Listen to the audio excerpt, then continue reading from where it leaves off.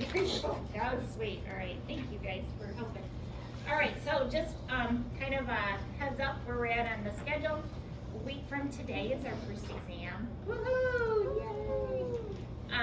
That means this Friday, so we're doing good. That's the good thing is we're halfway through three, or at least partway through 3-2, and we'll get started on 3-3. So we're a little ahead of the game, maybe a half a lecture ahead of the game. So that's nice. Reflective paper 1 is due on Wednesday, so please upload that to Canvas.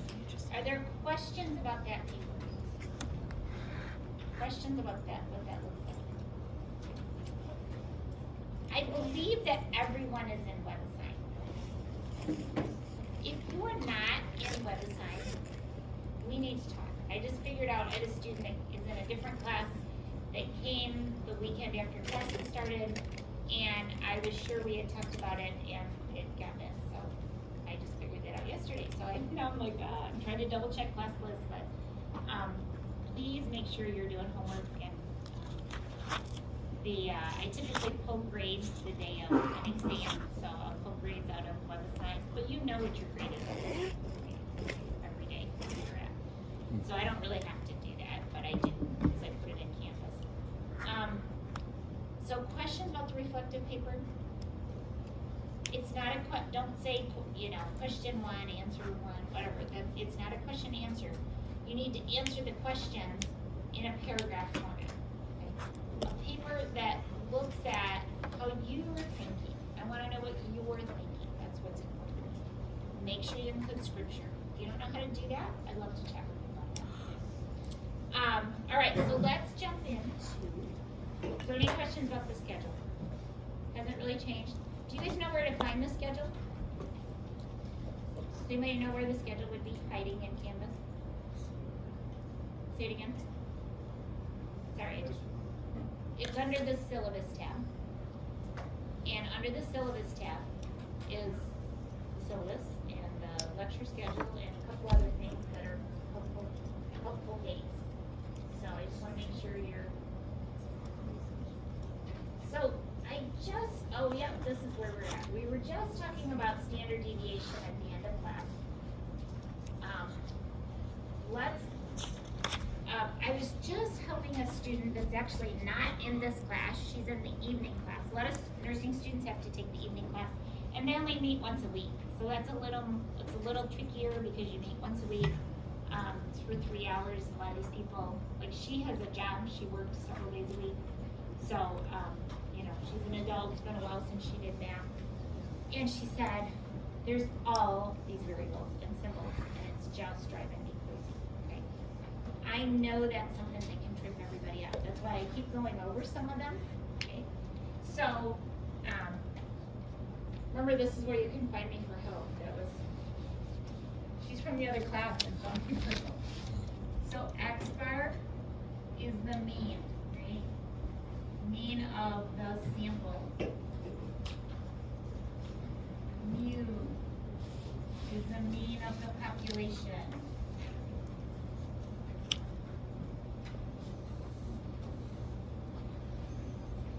S is standard deviation of the sample. Sigma, lowercase sigma, is the standard deviation of the population. S squared is sample variance.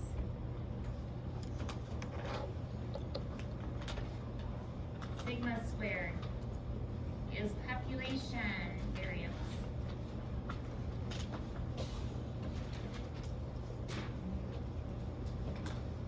Big sigma means sum added up. Okay, added up.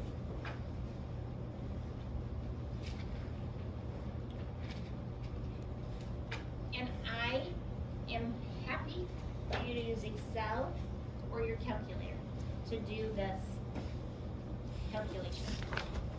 So if you have Excel or you have a TI 83, 84, 89, Inspire 36, or some other calculator and you know how to do this or would like to know how to do, feel free to get it out right now and you can practice it. Try it.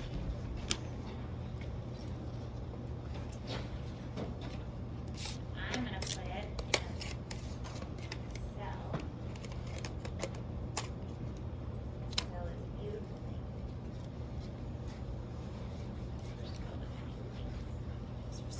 thing. Bigger. Okay. 2, 3, 8, 10%. This is an X value. I want to know the sample variance. I'm going to use a formula that says equal VAR dot S. Parentheses, my first box, colon, my last box, parentheses. I'll leave that up for a minute so you can see it. So, sample variance. In Excel, I use equal sign, VAR dot S. This is first box, last box. It's my first box and my last box. Then I simply hit enter, and I have my sample variance. Yeah. Is that on the, so is there another way for a calculator? Yeah, what kind of calculator do you have? I have the Do you have 83, 84, 89, Inspire 36? Those come up here. There's a few 30s that can do it. There's some different versions. That, oh yeah, that'll do it. Yep, that'll do it. So, go to, my, go to data. I'm gonna push data. So go to data, or stat. If it's a 83, 84, you try stat, and then it says edit, click enter. Go ahead and enter it under the list 1. You're gonna push the number. So just take the value, so what is it? 3, 2, 3, 3, 8, 10, 10. So do 2. Enter. And just go ahead and do the rest of them that way. You do 3, enter, 3, enter. Thank you. Did everybody get the attendance sheet? Did it miss anybody? Okay, I'll get to the end of mine. Is there anybody that doesn't know on their computer to do that? You guys got it? You guys got it? Okay. Then you're gonna hit, if you have an 83, 84, 89, even this, hit data, you're gonna hit stat. And then go over one to, so if you're in an 83, 84, 89, hit stat again. You're gonna go sideways into calc and then go down to one variable statistics. That's right there, hit enter. And then some of yours, like the 84s, the fancier ones, will tell you what list. You probably have it in list 1. The 83s, yep, just go ahead and hit enter. Yours, you probably have to hit it about 3 times until you come up with data. And you should have come up, it should say, this actually has S, not S squared. Right, do you see S? And then you're gonna take that number and square it to get variance. There is a way to turn that on. I'm not gonna take time and class to do that, but there's a way to turn that on so that you can do it all at once. If I wanna do standard deviation,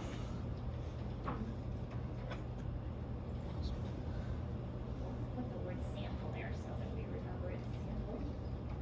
Standard deviation.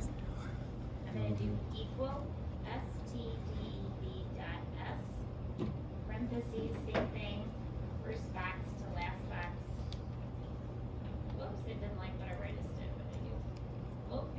a 2, not an F. So that's my sample standard deviation. So those of you who did on your calculator should have gotten that number. And then you can square it. So let's see if that works. If I do this number and square it. Yep, sure enough, I got the sample standard deviation. Okay. What did I do? I did that little caret to square it. If I want to square something,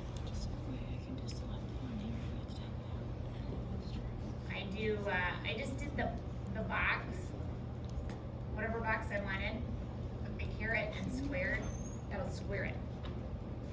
So you can do any power that way, cube it, whatever. Okay. If we're doing it on the calculator, do we have to type it all the way back out to do it?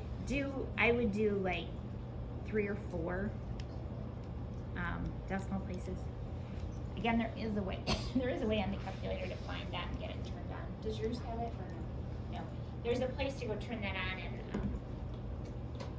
I think it's in diagnostics, but it just I guess we're just so, sweet, okay. Yeah, What was it? Let's go to his minute. for the standard deviation or the, Yes, sir. oh, yeah, I didn't write it down, sorry, thank you. It's STDEV dot S, and then same thing. First box.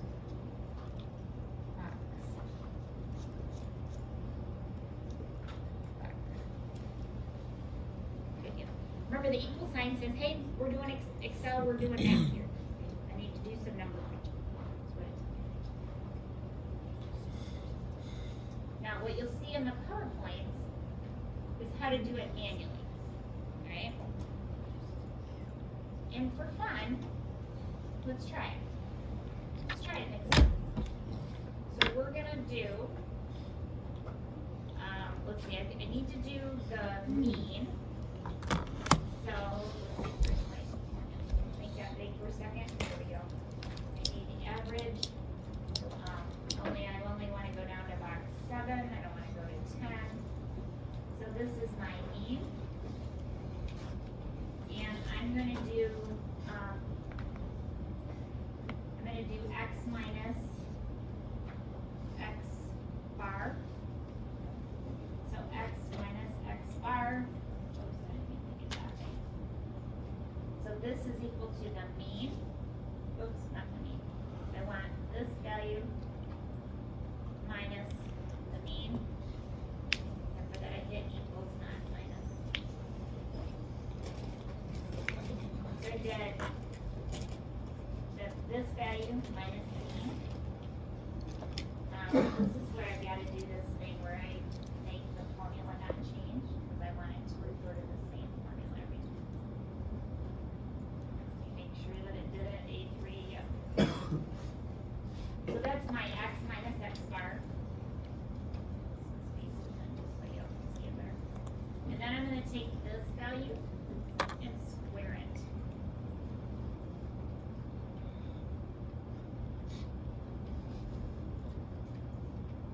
Because that's the second column. Again, I'm showing you what it looks like on the PowerPoint, and then we're doing it in Excel. So this is this box to the second power.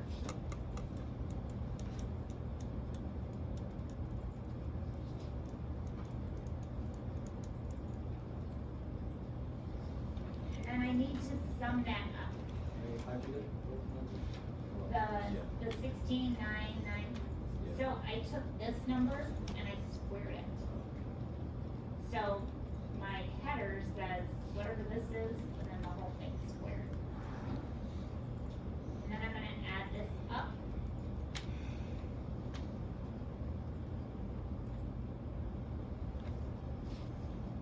I'm going to add those up. And sure enough, it came up with what's on that PowerPoint over there. I want the numbers to make sense to you. I don't want it to be some magic act. Because all I did was subtract 2 numbers and then square them. And then added them up, right? Not complex math. But those symbols make us a little crazy. Okay? So don't get hung up on them. Learn them. Okay? They're on your formula sheet. Did anybody not get a formula sheet the other day? You weren't in class. Let me make sure. me do that right now. Anybody else get one? You will be able to have these on every testing quiz. This is your faithful friend. Anybody else need one? Oh, hey Shane.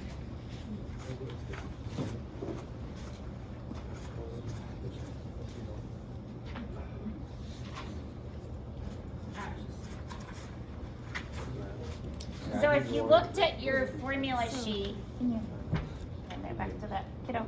If you look on your formula sheet under chapter 3, you'll see sample mean, population mean, weighted average, what is the range. You'll see the formula for sample standard deviation. You'll see the computational formula. You'll see that I kind of wrote it in, STDEV and VAR.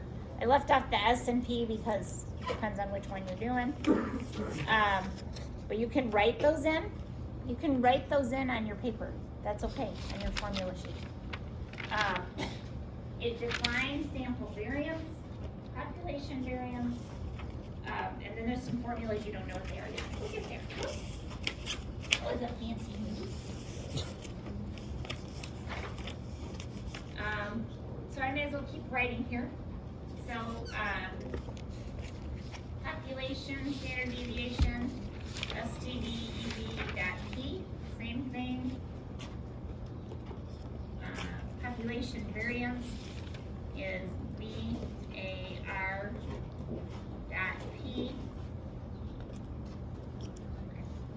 And again, I let you use Excel on exams and quizzes. I let you use it. That just means I walk around and make sure you're not doing something. Yeah. I'm confused how you get that second column again.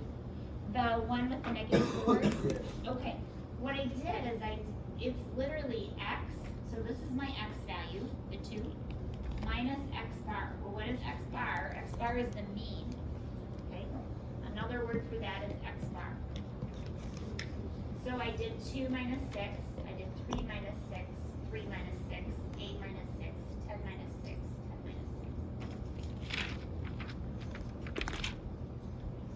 And because I didn't want the 6 to change, I put those little dollar signs in. You could just put the 6 in if you were struggling with that. And then I just squared each of them. And then added them.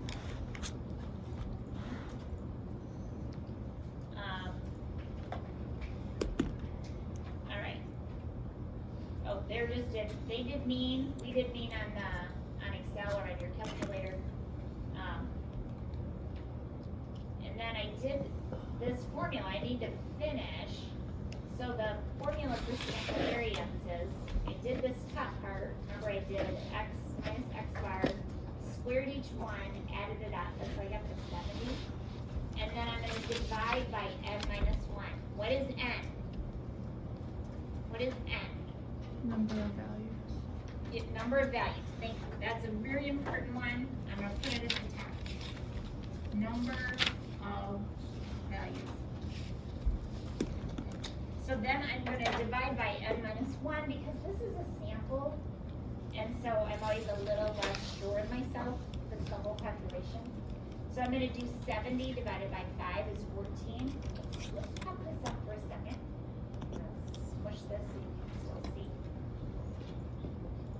So if I were to do 70 divided by 5, let's see if we get the same number they do. Sure enough, I get 14. Did you notice the sample variance we got using letting Excel crunch it? We got the same number. And I'm totally fine with you doing that. And then if you read down the PowerPoint, it says S equals the square root of S squared. So sample standard deviation equals the square root of the population standard deviation. Square root of 14 is 3.74 approximately. Here's our number, 3.74166. So cool. So you can do it the long way, which I use Excel anyways, because I would use Excel. Or you can just let Excel crunch those, or your calculator, whichever you're more comfortable with. You are more than welcome to do. questions about Excel, question about a calculator. Please ask for help, okay? Come talk to me, get some help with Excel. I, every semester, have a student that the week before finals goes, oh shoot, I should have tried Excel sooner.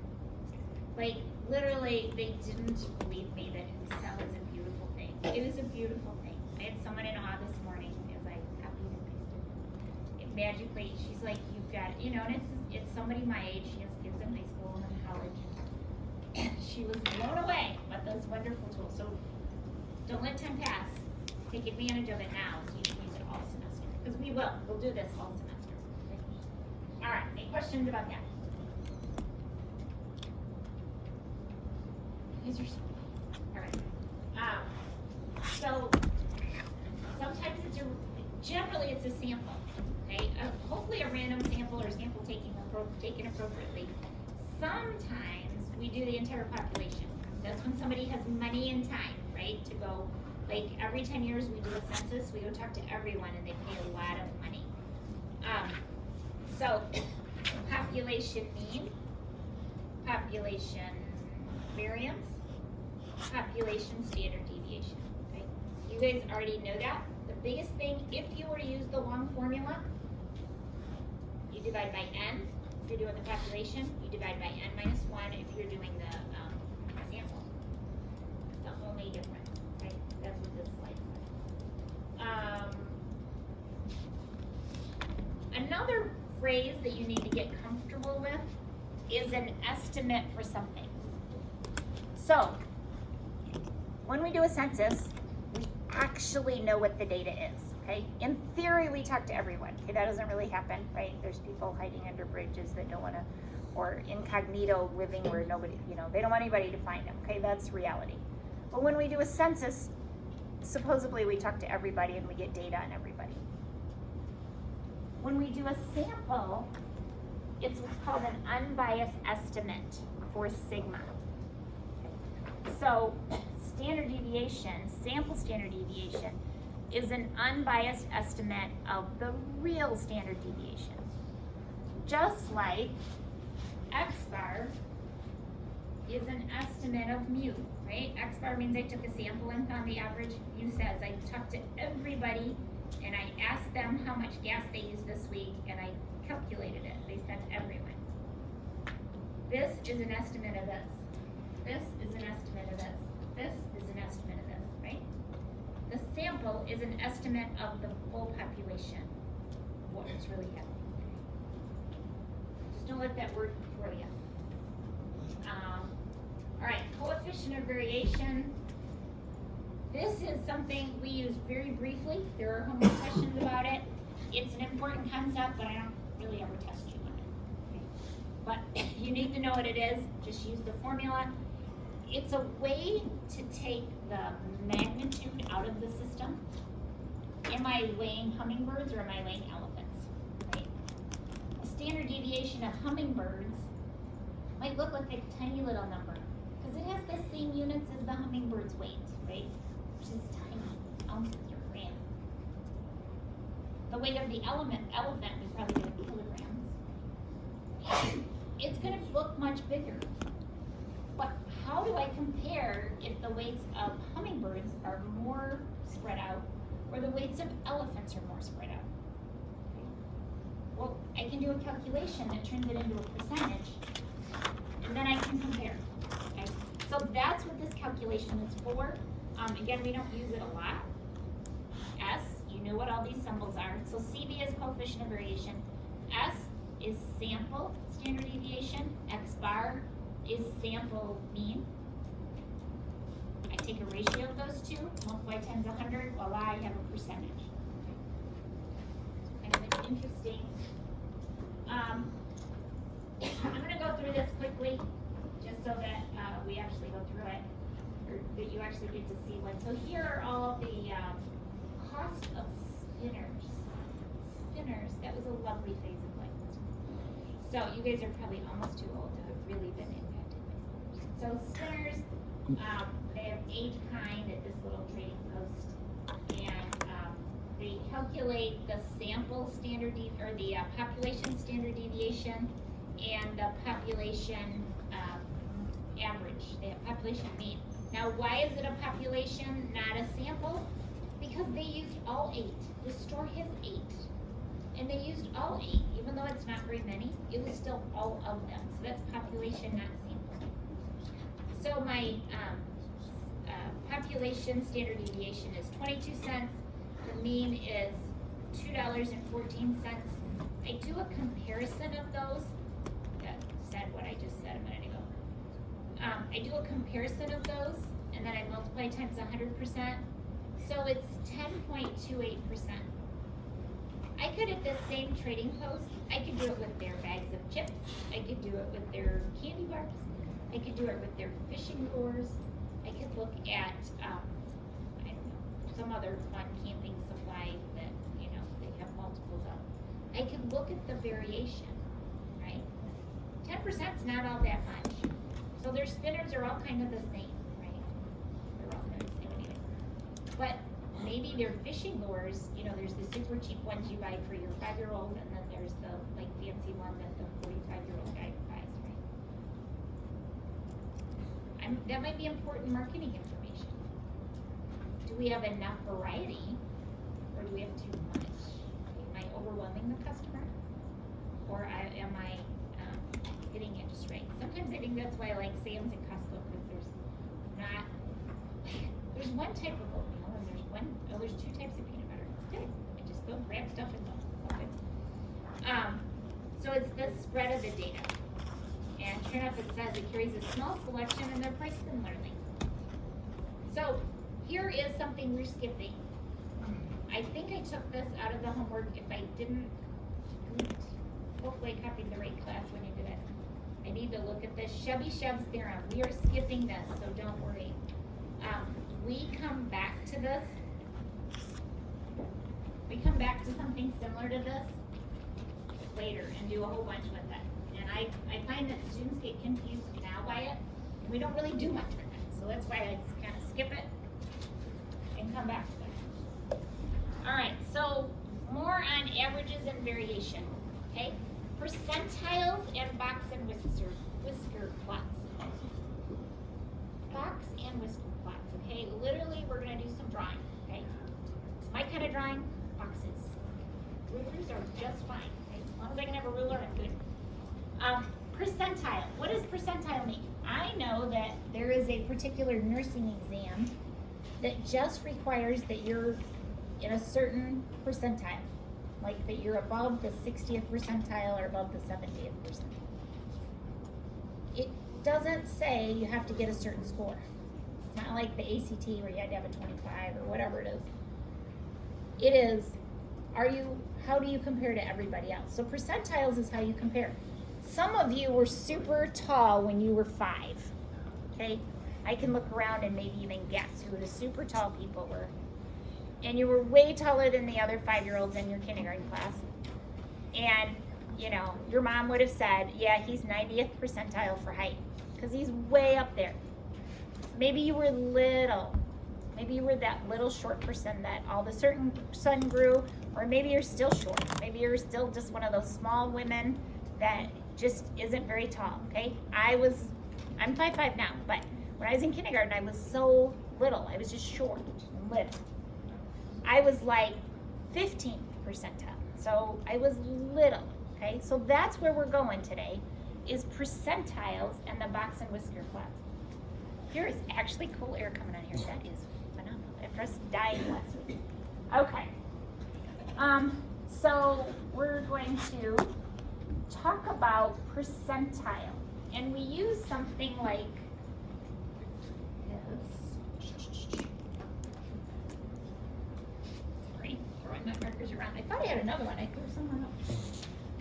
So we'll use something like this, like 15th percentile or 75th percentile. They go between 1 and 99. And what does that mean? If I took all the test scores, let's say I had a whole bunch of test scores on a biology test. This is a histogram, right? Okay, frequency, Boundaries, frequency, that's a histogram. Okay, we all know and love those now. And I said, where is 60th percentile? This is their score on the bottom. Can you all, if you can't see it, feel free to stand up or peek or something. This on the bottom is a boundary, right? It's the actual score they got on the test. 60th percentile says if there were 100 scores, so this had 100 biology test scores, 60 of them are below it, 40 of them are above. So I just take a line and go, I do some math, okay, we'll figure out how to do that, and say 60 of the people got a score worse than this, 40 got a score better. That's what that means. It isn't they got a 60 on the test. They didn't. You could say, you know, maybe your high school recognized the top 10%. Okay? Maybe you got some special chord or something. If there were 500 people in your class, it would be the top 50 people. Not that you got a 50 on some test, but you were the top 50 in the class. Okay, if you took your GPAs, okay, those are the top. So each percentile is 1%. That's 1%. And we'll have our lowest. I gotta give myself space. Highest. Let me get rid of those. Our lowest, our highest. I'm gonna have this middle, right? That's median. Right? Remember what median is? It's the one in the middle. I will also call that 50th percentile. And in a second, we'll see quartile 2. Okay? So the word quartile, think quarter. Okay? We're going to break the data into 4 parts. Just pretty easy to do, right? If I'm going to take a rope and cut it into 4 parts, what do? I cut it, fold it in half, cut it in half, and then I fold each half in half and cut it again, right? Yeah, that's 25%. Very commonly used. Our brains wrap around it well. We know what 25 cents is, right? It's a quarter, there's 4 of them and $1. Okay, all that comes together. It's all comes together. So quartiles, if I find the middle of the bottom half, that's quartile 1. If I find the middle of the top half, that's quartile 3. So what you'll notice, put some little tick marks here. This is 25%. This is 25%. This is 25%. And this is 25%. So if I have 100 biology scores, half of them are down here, the other half were up here. If you're down here, 75 people in the class did better than you. Okay. If you're up here, 75 people did worse than you.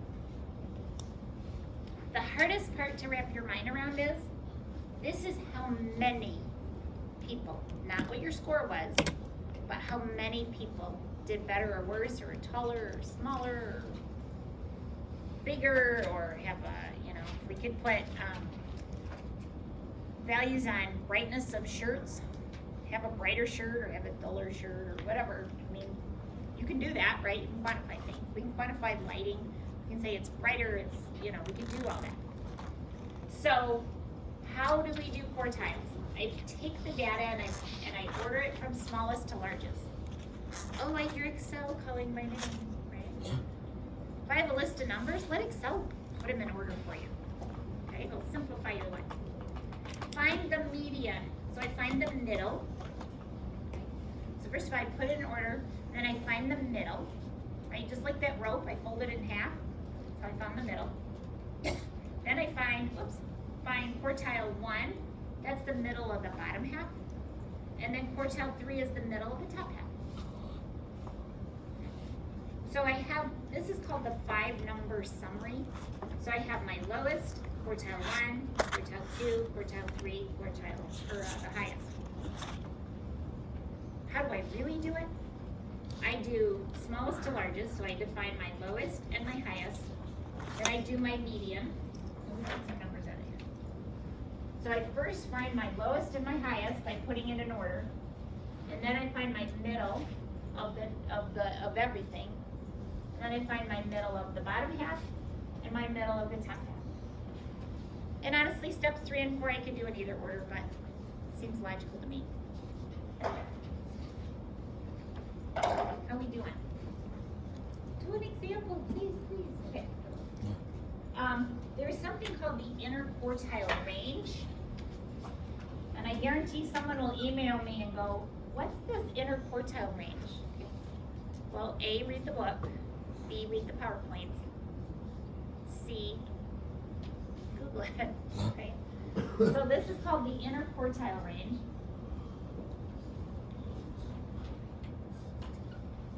No, I will always answer your questions, but I would love for you. You learn it better actually if you figure it out on your own.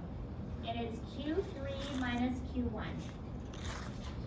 I think of it as the stuff in the middle. Okay? If I lined you all up height-wise, and let's see, with 50 people in the class, it's not 25, it's gonna be 17 and a half, so I made 12 and a half. If I could send 12 people to go sit down that were really short, and 12 people to go sit down that are really tall, so I have the middle, more than 24, I left 26 and I did a little bit. I didn't quite, because I can't split you in half, all right, so the math doesn't quite work. Pretend there was 100, then I could.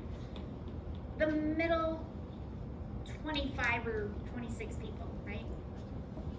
That'd tell me, that'd give me a better indicator of how I should design chairs for this classroom, right? Sorry those that are real short and your feet and ankles. Sorry those that are real tall and your knees are hitting the table, right? I can always tell some of you. But it just doesn't, we have lumps in society. My husband cannot sit next to some of my boys at events where you've got seats, you know, like those theater seats. They have too big of shoulders, and I get to sit between them and get smushed. But on a cold day, that's good. But, you know, so some of you fall in that category, some of you like struggle to touch the floor and your feet go down, okay? But the middle, that's the inner quartile range. Okay, so, here we are, talking about food again before lunch. So we have ice cream bars, and Consumers Report did a study, and there's a whole bunch of data as to how much these ice cream bars cost. So the first thing I'm gonna do is put them in order, right? And I can go back, actually I think I already have this data in Excel, in a file, but I can go back and do this in Excel too after we do it this way. Yes, that was a good question. He said, do I need all the numbers? Yes, absolutely, we're not leaving anybody out. We didn't trim anybody off, we didn't leave anybody out. So, you're gonna put all those numbers in Excel, or however you like to do it. If you like to handwrite, that's fine. But you're gonna put them in order. So the smallest one is 16, 0.16, sorry. So this is, I'm gonna erase this for a second because I wanna use this. This is 16 cents. The biggest one is $1.23. And then I find the middle of that, there is an odd number, right? 1, 2, 3, 4, 5, 6, 7, 8. 8 times 4 is 24, 25 to 6, 27. There are 27 values there. N is 27. So half of 27, the middle value would be 14, right? Because half of 26 is 13. So 8, 9, 10, 11, 12, 13, 14. So my middle value, my median, is 50 cents. It's my median, my 50th percentile, my quartile 2. Then I need to take the middle of the bottom half. Don't count this value, because it's the middle, right? I want to find, and don't count it, because otherwise you have to either count it in both, or your middles get off. So if this was the 14th value, there's 13 below it, and there's 13 above it. So what's the middle of 13? That's gonna be 7, right? Half of 12 is 6, so the middle one is gonna be 7. And it is totally fine if you're struggling with that to like do the thing with your fingers and count in, because you need to feel comfortable with it, okay? Sometimes if I'm having a long day, I have to do those things to just feel confident and trust myself, right? Sometimes I don't want to trust myself. So I need the 7th one, 1, 2, 3, 4, 5, 6, 7. So that's quartile 3. And then the middle of the top is quartile 4. So let me see if I have this. I think I have this in Excel already. So it's chapter.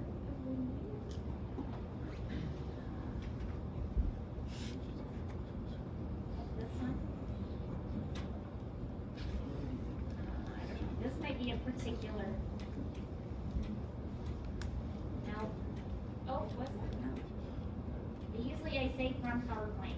That is from, this is 3.3, this is not. All right, I don't have it. I'm not gonna take the time to key them, but I have that one in there, but. So we found the quartiles. How are we doing so far with that? Is that making sense? Okay. Don't be afraid to ask questions. Okay, first of all, I love you all and that makes me happy. I love to talk about math. Second of all, somebody else has the same question, I'm quite certain. Okay. So we found the median. We found the middle of the bottom, we found the middle of the top. Inner quartile range, so I'll take $1 minus 33 cents. So there's a spread of about like 67 cents that covers most of the middle. And now we're gonna make a box and whisker quad, okay? I'm gonna use, they use different data. I'm gonna use that same one we just did to make the quad. So first thing I have to do is come up with a scale. So I know that it goes from 16 cents to $1.23. So if I start here with 10, let me just put some tick marks in. See if I get there. Let's see if I count by tens if that works. 20, 30, 40, 50, 60, 70, 80, 90. Ooh, I think we'll get there. I just have to get a little space. 90. Is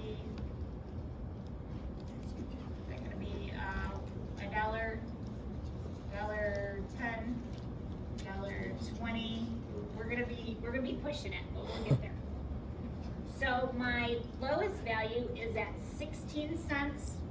Maybe that's here. I'm gonna put a little line, put a dot, whatever you want. It's my lowest value. My upper value is $1.23. I'm gonna put that there. My middle, my median is 50 cents. That goes there. My quartile 1 is 33, so maybe here. So I actually draw a box around that. Quartile 3 is at $1. It's way up here.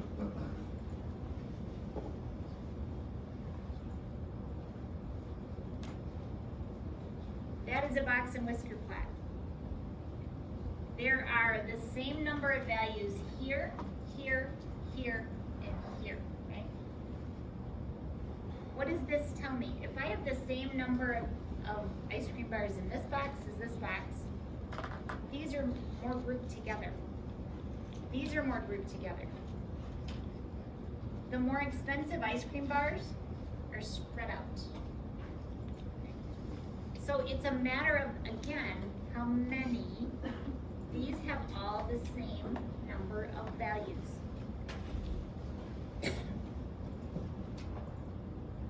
And there is an example of this too. I'll probably go through it real quickly. Let's go through it. Okay, so, yeah. So if I just did it with a calculator, can I just draw it and then? Sure. calculate? Right, because, those will do quartiles, it'll do all your quartiles, yeah. So it'll do all your calculators. Well, when I do it on Excel, there is a way to do it automatically. I never teach that in class just because we do it so rarely. I teach them more the logic behind it, because then that applies to everybody. But yeah, if you have it, that's totally fine, however you calculate quartiles. So in this case, the middle value is gonna be the average of these two, right? Because sometimes your median, you have to average the two numbers. So I have my lowest, my highest, my middle. I'm just gonna blow through this quickly because we're about out of time. And then my middle of the bottom and my middle of the top. So when I do that, those, see, they make a scale on the side, just like you do a graph. So it's gotta have even increments, okay? Don't jump around. This also shows us there's more data grouped here at the bottom than at the upper end. This is really spread out here at the top. These are, I think this is calories. Is this calories? Yeah, this is calories of ice cream bars. These are the scary ones that don't actually melt if you remember. All right, see you guys. Well,